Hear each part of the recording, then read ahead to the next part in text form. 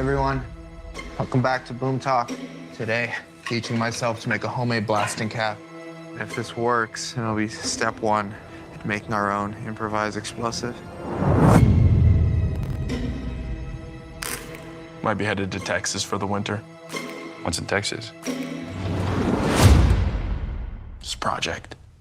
What kind of project? Try to stop the pipeline from being built on my property. Poisons the air, water. Damn, this place is sick. You guys cooking meth in here? You ready to start working? We have to show how vulnerable the oil industry is by hitting something big. Michael, what do you think the odds are we blow ourselves up?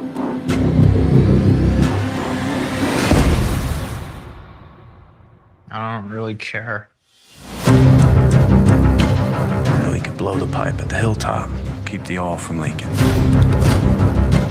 You're not actually thinking. I'm not thinking about it. I'm doing it. What if y'all do structural damage? Structural damage is kind of the point. This is destruction of federal property. Terrorism. American Empire calls us terrorists, then we're doing something right. If you're seeing this, let those who profit from mass death know their properties will be trashed. 3, 2, 1. They will defame us and claim this was violence or vandalism, but this was justified.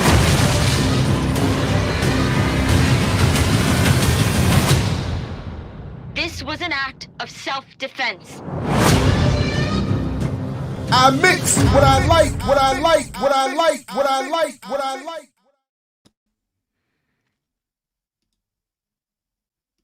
Yes, yes, yes. What's up, world? Welcome to another edition of I Mix What I Like, right here on Black Power Media.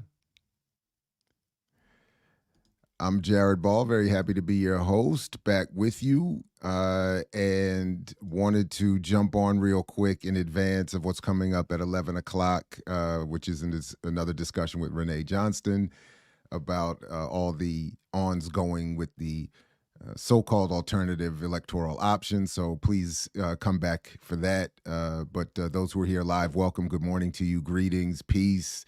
And those who will see this later, welcome to you as well. So I took my oldest last night and we went out, night on the town, so to speak, and that culminated in seeing this film. And it was better than I thought it would be. It was very, I think, different. It stands out in many ways. It's something I would recommend that all of us see and engage and begin conversations or extend conversations. And to the extent that people have argued with me about the viability of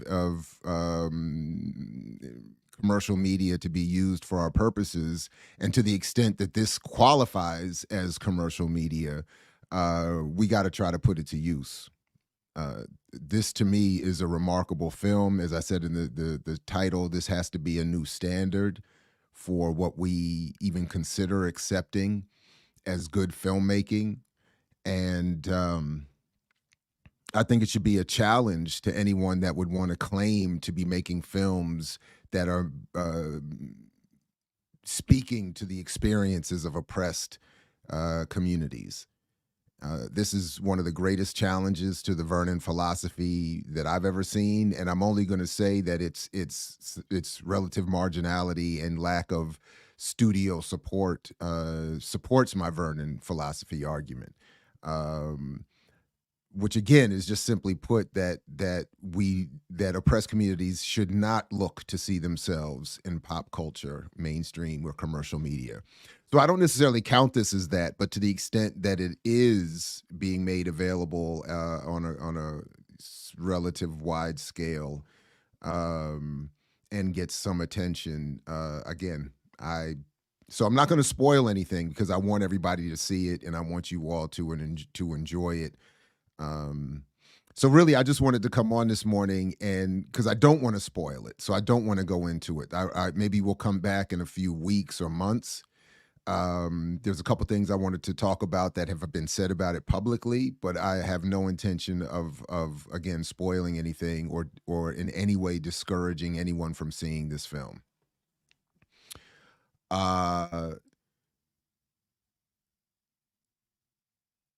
It does, and for any of us who have been in any activist spaces, it's clear that the filmmakers have. It's clear that they are aware of most, if not all, of the major contradictions that we engage in those spaces. And I'm talking about in terms of how radicalism and revolution is defined. At what point do you move beyond acceptable, sanctioned, legal activity? How do you assess who and who not to trust? What forms of leadership?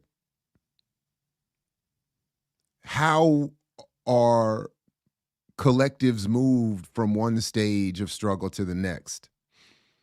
The impact of media and documentary and film on activist struggle and the issues that activists engage in.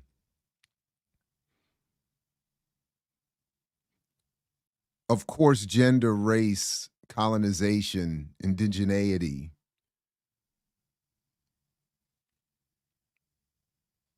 I'm not even going to share what there's a couple little there.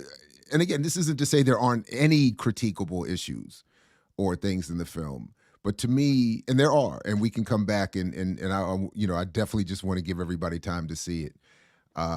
And we can come back and maybe get into some of the nitpicking and parsing out and some of the contradictions even within the film.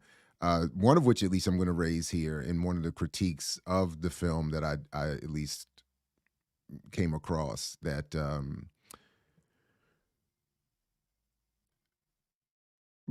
I don't think raises an argument that is a defeater of my own bias, but at least raises issues that I think need to be, that will come up when we engage these and have engaged when we engage these topics. So anyway, so I did want to just start with the trailer there, let folks see just make sure we're all on the same page. And I want to bring up this Guardian review that, again, it's not a spoiler, but raises some of what because we saw the film, it ended so late. My daughter fell asleep in the car ride home, so we didn't really get as much of a chance to talk about it as I'd like. So there's many more conversations to have. And a little bit was, I was exhausted by the end of the day too last night, but it was also like, it's a lot. It raises a lot of issues. And again, particularly for those of us who have ever been in any of the rooms that are depicted in this film, or the discussions that are depicted in the film, it raises a lot of stuff. So what I did like about the film is that it engages the woke imperium in I think the best way possible. And what I mean by that is that it is a completely diverse film. Maybe more than most of us are used to seeing. Everybody, it's like, not everybody, but many groups are represented, many perspectives and politics are represented. But it's not done in some pandering, let's hold hands and we're all going to walk off into the sunset. It I think brilliantly shows where, even where there's hostilities in different communities, there are points of overlap that should be exploited. And again, I'm not please don't misunderstand my point here. This is not a critique of nationalism. This is not an encouragement against it. It is just simply to say that nationalisms do need to recognize points of overlap. And I think this film does it well. So it's not saying differences aren't real. It's not saying differences are workable. It's saying at certain points, at certain nexus points, those interest convergence or need to overlap. You almost see it depicted here. Not only in the different races and genders depicted and sexualities depicted, but what ultimately is depicted in the perspectives and the politics and the reasons. The reasons. We just heard that in the car. Yeah. Anyway, the reasons that everybody's involved. All right, so let's see, get this. So I read this review, How to Blow Up a Pipeline review, explosively Tarantino-esque co-thriller. Now, I hated that that they made a reference to Tarantino, because Tarantino, now the point of the article, the review, is that I didn't really catch it when I didn't think of it watching the film, because Tarantino would never do any of this politically. He can't. He would have turned the film into an excuse to use the N-word as often as possible. He would have had characters and himself calling somebody an N. But the film, what they're saying here is, if you've seen the film Reservoir Dogs, there are some comparisons in terms of how the different characters come together, some of the activities and actions that take place, but the politics, everything is totally different. So I don't even like suggest. Wait a minute, how did I read this? Oh, dag, that's messed up. So I got.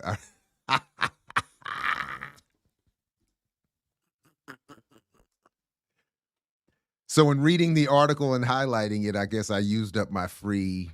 All right. So now I can't read my own notes. That's messed up. The British Empire strikes again. All right. Actually, I think I can read what my notes say here. Okay, wait, I can. It does let me. So I'll just read what are in my notes, my highlighted. So the film is directed and co-screenwritten by Daniel Goldhaber, and applies a fictional imagination in the first two words in the title of Malm's book, which argues for direct action property destruction, but is not actually a how-to bomb-making guide like William Powell's 1971 Gonzo classic, The Anarchist Cookbook. So the film is based on Andreas Malm's radical eco-activist manifesto of the same title, How to Blow Up a Pipeline. And if I was going to show it, but I guess I'll just have to show my notes, because Malm has a redux version of that in The Guardian that I read this morning also, which just basically argues that it's morally just and in fact necessary to save the planet for people to engage increasingly in the destruction of property and the prevention of the extraction of fossil fuels from the earth. And ultimately, he's not arguing that these actions can in fact create the change. If I read it correctly, understood it correctly, these actions would be designed to force states, which are the only entities powerful enough to really end the destruction of the climate and the earth, to take action necessary. And of course, the argument is in some way, one version or another, that it may already be too late, that the extraction of fossil fuels would basically have to stop today. And that was written in 2021. But what the review says is that Goldhaber's drama shows how this kind of paramilitary adventure might actually happen, month by month, moment by moment, as well as the kind of people who would be sufficiently motivated or reckless to risk decades in federal prison. They are all drawn together by a plan to blow up a West Texas oil pipeline, disrupt the flow, and drive its price ruinously up. As you saw in that clip there, the main bomb maker is an indigenous character whose line about not caring if the world ends or whatever.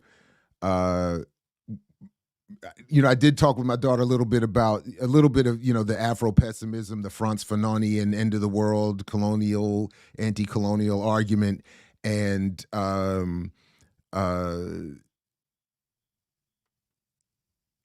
some of where I understood that worldview to be in the film to be coming from. Very powerfully acted, and I believe the actor is an executive producer in the film, if I read the credits and the naming correctly.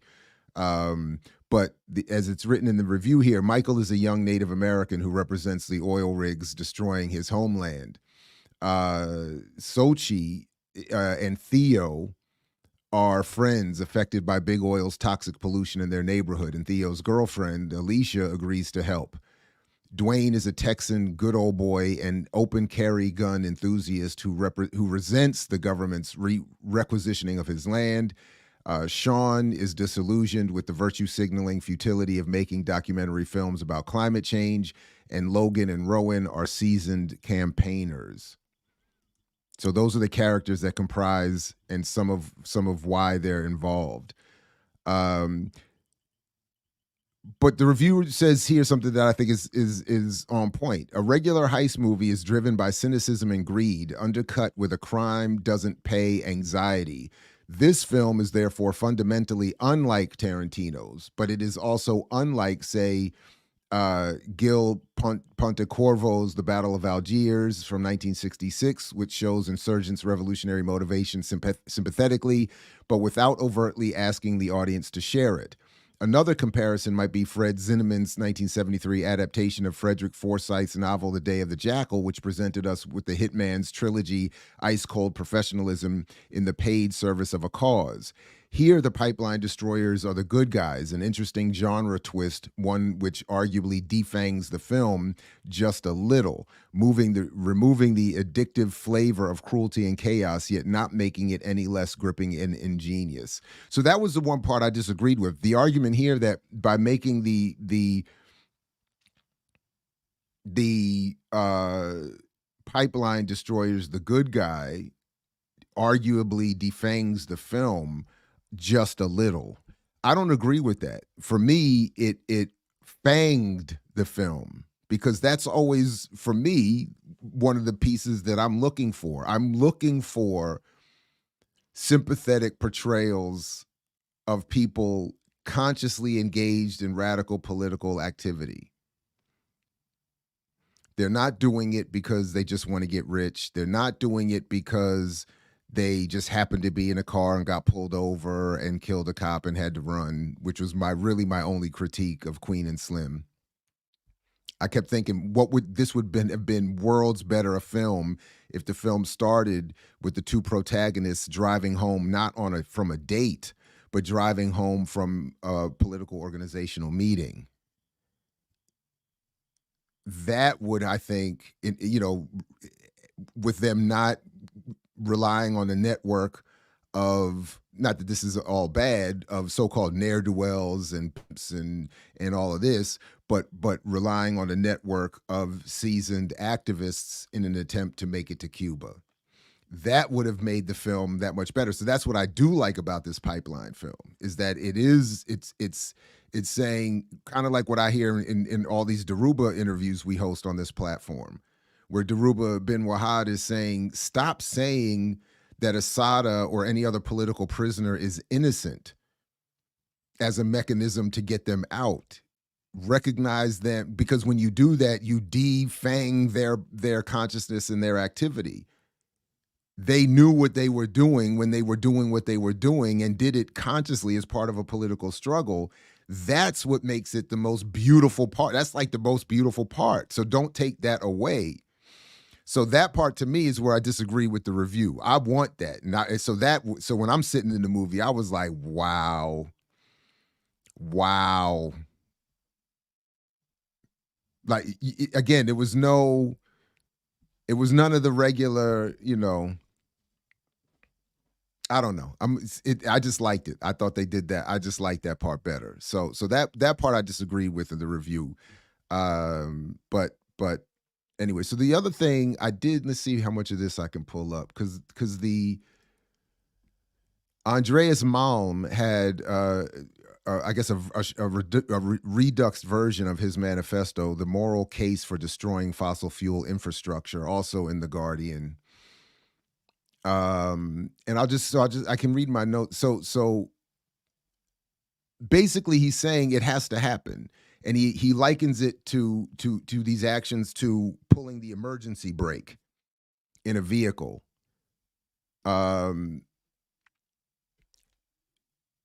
And he talks about groups, for instance, Fridays for Sabotage, which claimed responsibility for rupturing a piece of gas infrastructure and urged the movement to embrace this tactic. There are many places of destruction, but just as many places of possible resistance, end quote.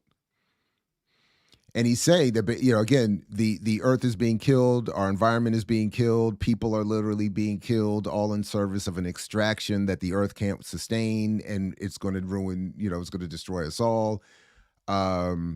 So he writes here, to stay in the global north, the long and bitter struggles of indigenous peoples against never-ending new pipeline projects in Canada and the U.S. have spawned some desperate militancy. Trains carrying crude oil have been derailed by activists mimicking the signal of emergency brakes. He talks about our favorite subject here, France, and Macron basically saying that, we're gonna build a pipeline, the East Africa crude oil pipeline. This is in 2021 when this was written. Slated to be the longest in the world, crossing 230 rivers, 12 forest reserves, 100,000 driving 100,000 people from their land, all to carry even more crude oil to the world economy for burning. Macron backs the pipeline as an amazing opportunity to increase French economic presence in the region, that is of East Africa. Or take the U.S., where Biden is surpassing his predecessor in generosity to fossil fuel companies, showering them with drilling licenses at a pace not seen since George W. Bush. There's your lesser of evils. There's that voting again. As for the UK government, it remains committed to maximizing economic recovery of oil and gas in the North Sea, pumping out as much of it as possible. Germany expands its Autobahn and coal mines. ExxonMobil barrels on with high-risk offshore drilling project in a very delicate marine ecosystem in Guyana. Between 2020 and 2022, Shell will have put 21 new major oil and gas projects online. One recent paper shows that a bulk of all known reserves must be left in the ground for there to be at least a slim chance of avoiding the 1.5 Celsius degrees of warming. To be more exact, by 2050, some 90% of all the coal would have to remain untouched. 60% of all of the oil, 60% of the gas, 99% of the unconventional oil. All he's saying would have to be untouched by 2050. So he says, so what do? We could destroy the machines that destroy this planet. If someone has planted a time bomb in your home, you are entitled to dismantle it. More to the point, if someone has placed an incendiary device inside the high-rise building where you live, and if the foundations are already on fire and people are dying in the cellars, then many would believe that you have an obligation to put the device out of action. This is the moral case, I would argue, justifies destroying fossil fuel property. This is completely separate from harming human bodies, for which there is no moral case.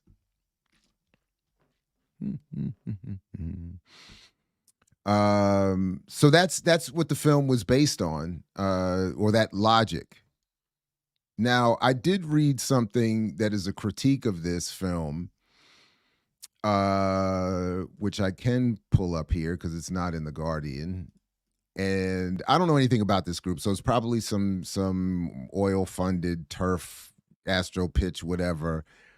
But it does raise arguments that I'm sure we would, particularly those of us who are less experts on this issue or related issues, would have to confront as we go out into the world defending it.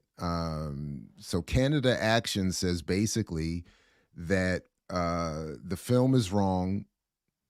There's no need. Basically, what the argument is, I don't really feel like reading the whole thing. I can make the link available, but basically, what it's saying is to argue for, obviously, to argue for the T word, to argue for blowing up in such actions is itself wrong. To argue that people should risk their lives in prison sentences is wrong. And what should be done is a better distribution of the natural and fossil fuel energy that is generated. That if the so-called third world had more access to that energy, that their lives would be better, and that those in the so-called first world who want to engage in these kinds of actions depicted in the film would lose their current standard of living, which they currently don't appreciate well enough for all that it's given them and all that they benefit from. In other words, how dare you be this critical of what has given you the cushy lives that you live? So instead of looking to destroy pipelines, you should be looking to expand the distribution of the energy that those pipelines produce that you benefit from to other parts of the world so that they could catch up. So again, the article seems to have ignored what, I don't want to get too much because I don't want to spoil anything, but it ignores the specifics of the arguments that the film includes as to why people in the United States would want to participate in this. I already outlined it a little bit there in that summary from the review, but to start from the premise, the Milton Friedman premise, that capitalism has raised the standard of living for everybody, so therefore even those who are not the most successful should not criticize the system itself, but they should just do better to work within it. That's basically what that argument is saying there.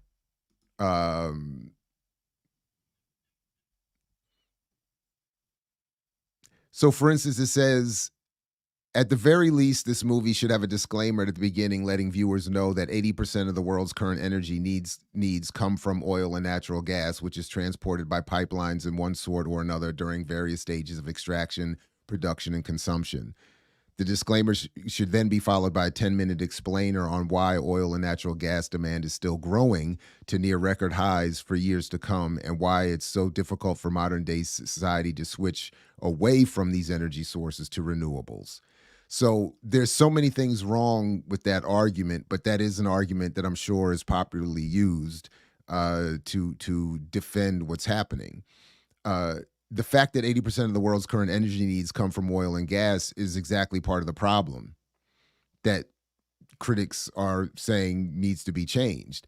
And the fact that demand is increasing doesn't necessarily mean that that is right or good or benefit, or that demand creates a benefit for everyone, including those who are offering that demand, who are the ones creating that demand, because it is itself a creation. The demand itself is a social construct among certain recipients, but also it could be attached to any number of different things. The demand for it could be going up because countries want to compete with one another to stack up on reserves, knowing that it's all about to run out, and they want to make sure they're the ones with the most left. I mean, there's so many different reasons why, but to make it to argue that it's because there's a net positive to it is absurd. So anyway, I don't want to,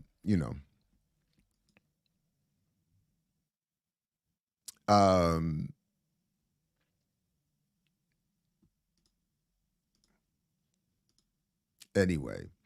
So that was really it. I think what was my last? Yeah, that's it. That's all I had on this. I just wanted to, because I don't want to go too much into the details of the film, at least yet. I definitely wanted to just let folks know that I saw it. It's great. It's something I think we should all see.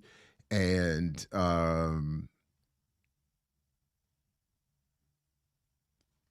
then also just as a sort of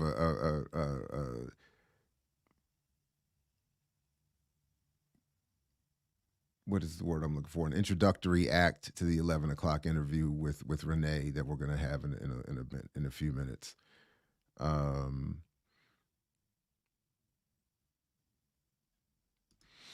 No, I have not seen Bread and Roses. Does an excellent job of illustrating how to build labor and organizing. No, I have not seen that. 2000, huh? Okay.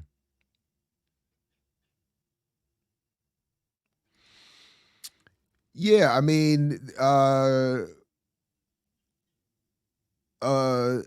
scotch of violence in action. I just think that I actually think the storytelling and the pacing, there was only one like brief, but I think it's just the state. I don't want, I'm like, stop. I don't want, I'll save it. I'll save it. Just, but no, I thought the pacing was great. I thought the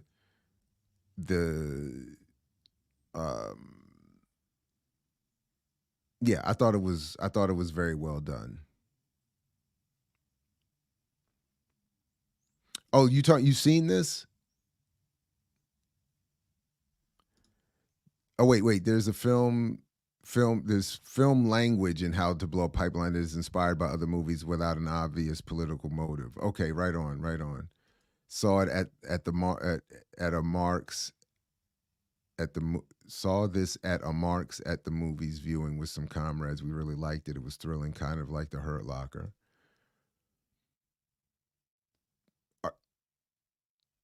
Was this kind of like The Hurt Locker? I don't think I did. Did I not see The Hurt Locker? I don't think. But The Hurt Locker is about the U.S. military and bomb disposal units, right?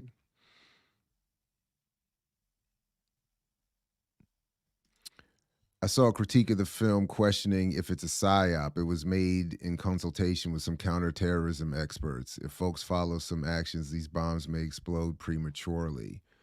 Questioning if that's deliberate to damage activists, saying that the film is different from the way the book lays out. Oh, honestly, I don't know. I can't speak to that. That's interesting.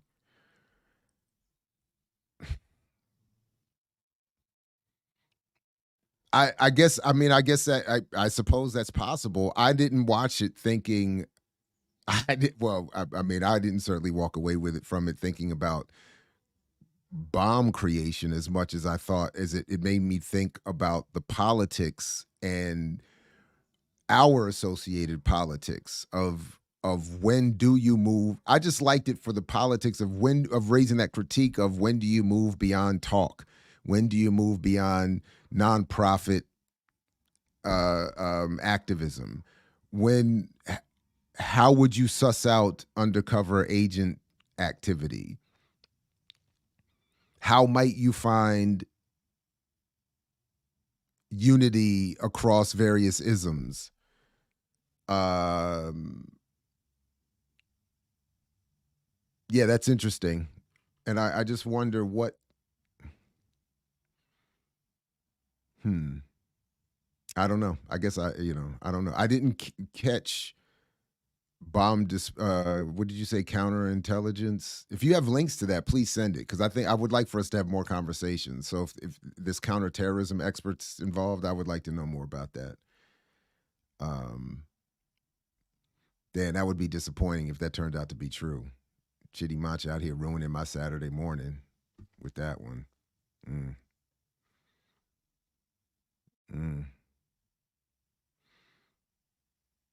Yeah, I mean, I get it. But yeah, I don't know. Honestly, I was not, you know what? I didn't, I'm just now thinking about it. I was not focused at all on the bomb making part.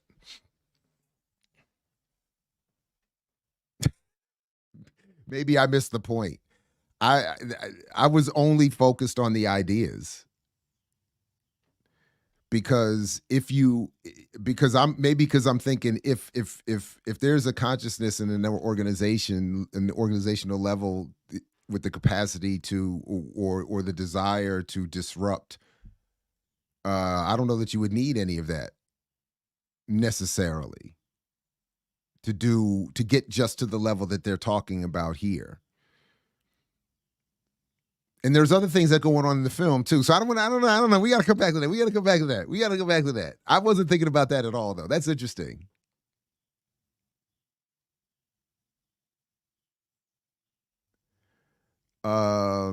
What's this question? When's the next class so I can watch it in time? I don't know. I don't have a schedule. I don't know when the schedule is. I'll just wait a little while, wait a few weeks and see. I'm not sure if it's coming out on streaming devices. I saw it at one of the, the off.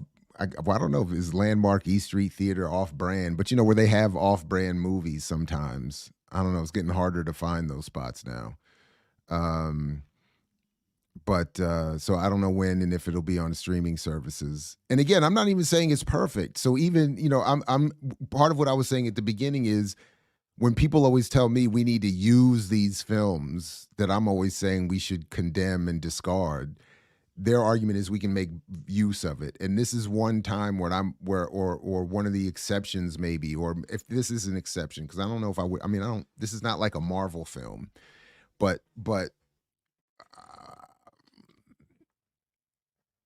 I think there's so much value outside of any discussions of how to make an explosive device. Yeah, that's deep. I wasn't thinking about that part at all.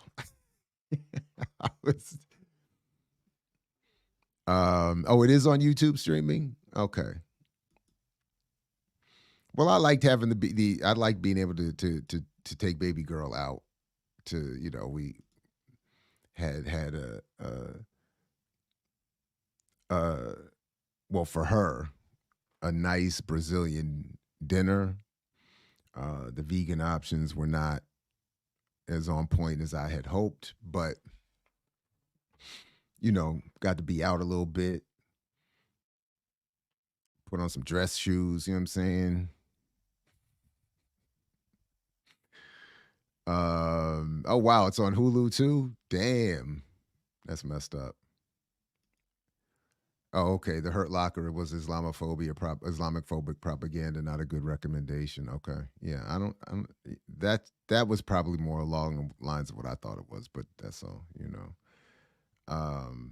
So anyway, I don't know. So I'm suggesting we check it out. I'm suggesting that we make use of it, and then we come back and we can reassess. And if Chitty Matcha is correct and it's a psyop, I apologize. Whoops. But I wouldn't be. Oh no, I'm the only vegan in the house. Are you crazy? Are you crazy?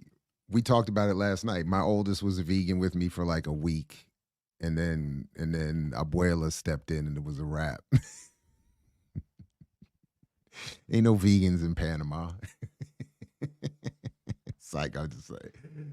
Oh damn. Chitty Matcha's just out here just destroying my Saturday morning. Exactly.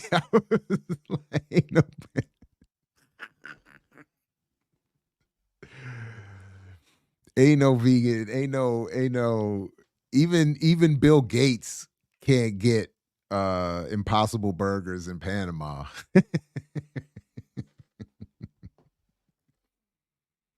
Oh man, 10. You lucky if you can get popcorn for 10. No, when we go out, I just accept that for this evening I'm just gonna get it. My pockets are gonna get exploited. So we don't do it often, but I just accept. I just let the capitalism wash over me for a few hours. Ain't no. I mean, parking. You can't even park the car for $10. Anyway, so please look, we got time. Let's take a quick break and come back at 11 o'clock for when Renee joins us for a more in-depth discussion. I know she has some updates for us on what's happening with the alternative campaigners. So that's the real substance as far as I'm concerned of the morning. This was just a little preamble so I could share this what for me was an exciting movie. And then of course at 1 o'clock is Warrior Class. So You know, I might stretch now because I don't know if Renee, if we're gonna go 2 hours. So yeah, a little bougie fun, you know, a little bit. Yeah, 10 years ago, movie for four was $125. If we could, man, could we take our whole family to a movie? We would have to. I mean, we don't pay 125 when we all go, but you know, we don't do the snacks. We not we doing we getting, you know. RSTV is something today? Hold up, let me check. My bad. Hold up, what's happening today? I don't see it today. No, just Warrior Class at 1 o'clock as far as I see today. So yeah. So anyway, but make sure you have the bell rung, like, share, subscribe, do all those things. Join Patreon, blackpowermedia.org for more. And again, thanks everybody for coming through this morning. And for those seeing this later, thanks to you as well. See you in a few minutes with Renee Johnston and a discussion of the PSL and Green Party campaigns and more. So, all right, everybody. Let's another challenge to the Vernon philosophy.